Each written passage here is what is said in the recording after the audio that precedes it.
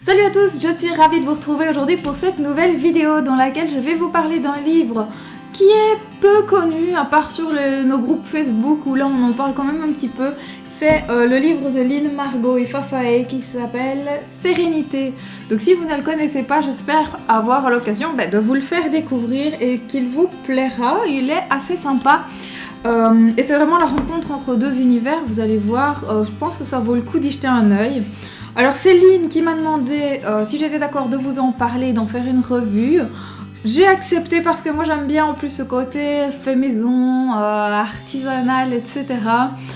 Et je pense vraiment que ça vaut le coup de découvrir ces deux dessinatrices. Alors, au niveau du format, c'est un format A5 avec une reliure spirale. D'ailleurs, vous me demandiez l'autre jour si je connaissais des livres faciles à emporter, un peu comme mon Kleurboek Volwationnel de l'autre jour. Eh bien, celui-ci, il est vraiment très très pratique, donc je vous le recommande pour ça.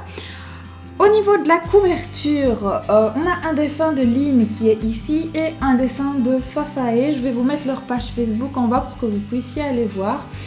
La couverture est assez épaisse, c'est un papier un peu cartonné. Et alors ce que j'aime bien, c'est la texture. C'est une texture un peu veloutée, soyeuse comme ça. C'est très agréable à toucher. Par contre, au dos, nous avons un résumé. Et alors là, je suis désolée, Lynn et Fafae. Mais je suis peut-être la seule à m'en préoccuper. Mais ce résumé n'est pas bon. En fait, le contenu est très bien, mais la formulation des phrases est mauvaise. C'est-à-dire que vous utilisez des déterminants possessifs au mauvais endroit et du coup, la compréhension du texte s'en ressent. C'est un peu dommage. Bon, je sais que c'est un détail et que ça ne change en rien la qualité du livre, mais quand j'ai un livre entre les mains, j'essaye toujours d'imaginer que je n'ai que le résumé pour m'en faire une idée. Donc imaginons qu'il soit sous blister en magasin.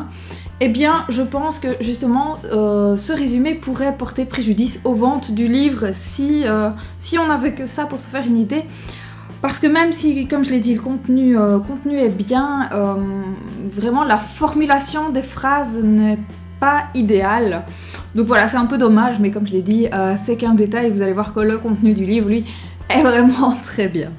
Le livre a un format A5, comme je vous l'ai dit tout à l'heure, c'est super pratique. Alors en plus, les dessins sont imprimés sur un papier 330 grammes, donc c'est un papier un peu cartonné, qui est très agréable à utiliser. Ça, c'est vraiment le gros point fort du livre. Je pense un papier comme ça, vous n'en trouverez pas dans d'autres. D'habitude, je suis pas fan des petits formats, je préfère les grands livres. Principalement ceux de chez Hachette, les petits livres que je n'aime pas du tout parce que je trouve qu'on est à l'étroit, on a l'impression que c'est des dessins qui ont été condensés pour rentrer là-dedans, alors que dans ce livre-ci, pas du tout. On est vraiment à l'aise, c'est des dessins qui ont été faits pour ce format-là, et ça, c'est super. Alors dedans, vous allez retrouver donc 15 dessins de Lynn et 15 dessins de Fafa qu'on va voir tout de suite. Alors personnellement, donc j'ai commencé à colorier dans ce livre, vous l'avez peut-être vu ce matin sur Facebook, je viens de poster le coloriage que j'ai terminé.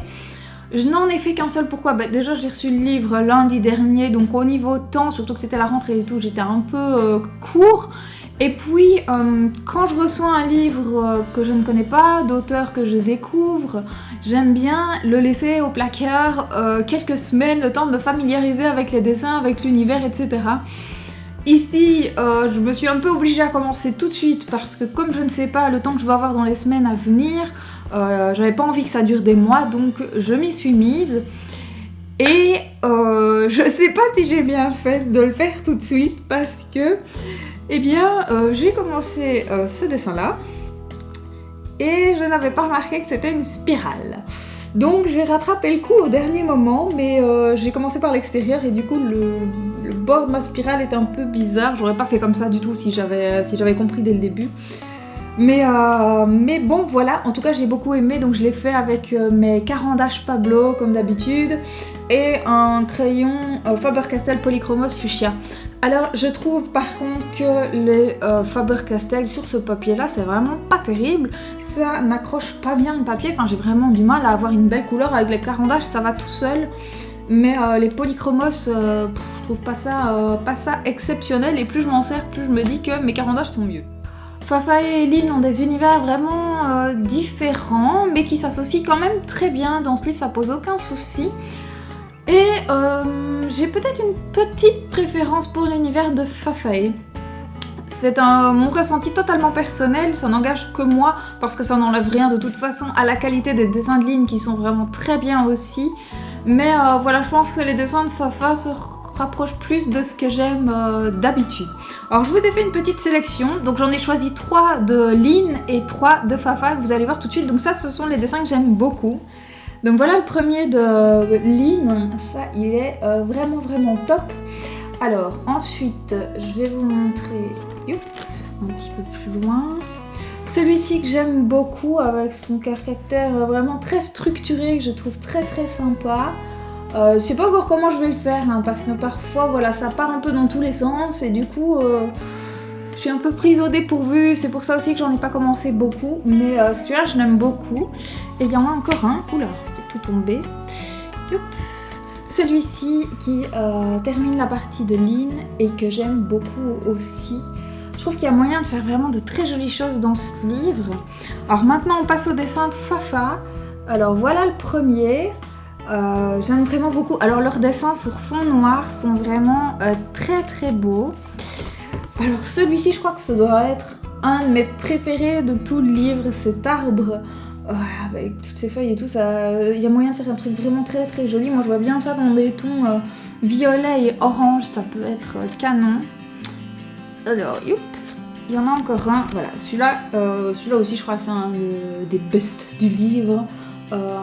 Cette fleur de lotus là, je la trouve canon sur ce fond noir, c'est juste magnifique. D'ailleurs celle-là j'ai peur de la colorer, je sais pas du tout comment je vais m'y prendre.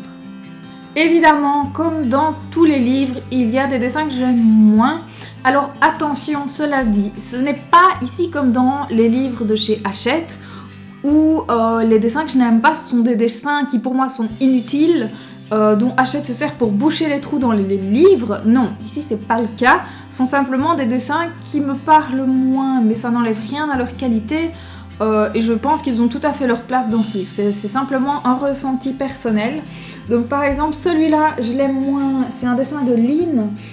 Pourquoi ? Parce que je trouve qu'il est un peu trop fouillis pour moi. Je sais pas... pour moi, il y a trop de choses, trop de petits éléments. J'ai un peu de mal. Je comprends pas trop s'il y a des formes à distinguer dedans ou pas. Et donc voilà, celui-ci, j'ai un petit peu de mal. Et alors, il y a un dessin de Fafa aussi. Mais bon, ça, c'est encore une fois moi et mes personnages. Celui-ci, je l'aime moins. Voilà, tout simplement parce que graphiquement, il me plaît peut-être... un peu moins que les autres, il n'y a pas de raison particulière parce que bon, ils sont tous bien faits, mais voilà. Vu la qualité du papier, vous pouvez sans problème colorier au feutre, au crayon bien sûr, mais au crayon aquarellable, feutre aquarellable, et même pourquoi pas tenter les feutres à alcool. Alors attention, Lynn a dit que ça risquait de transpercer légèrement.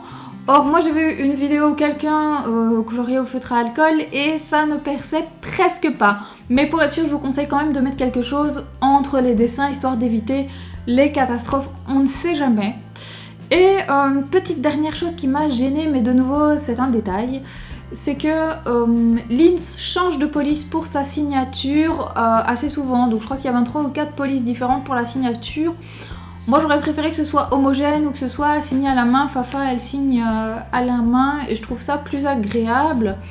En fait je trouve que ça donne, que la police qu'on utilise donne une identité aussi à ce qu'on fait. Et le fait de changer, mais du coup on n'identifie plus trop la personne. Bon, j'espère que vous comprenez ce que je veux dire, c'est peut-être pas très clair. Mais je pense que la police d'écriture qu'on utilise fait partie de l'identité en tant qu'artiste. Donc voilà, pour aller jusqu'au bout.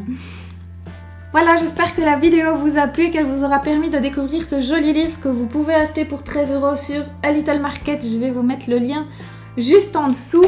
N'hésitez pas à vous abonner si vous aimez ces vidéos, il y en aura d'autres bien sûr. Vous pouvez me laisser votre avis en commentaire, me dire si oui ou non vous seriez intéressé par acheter ce livre. Et voilà, on se retrouve très vite pour notre prochaine vidéo.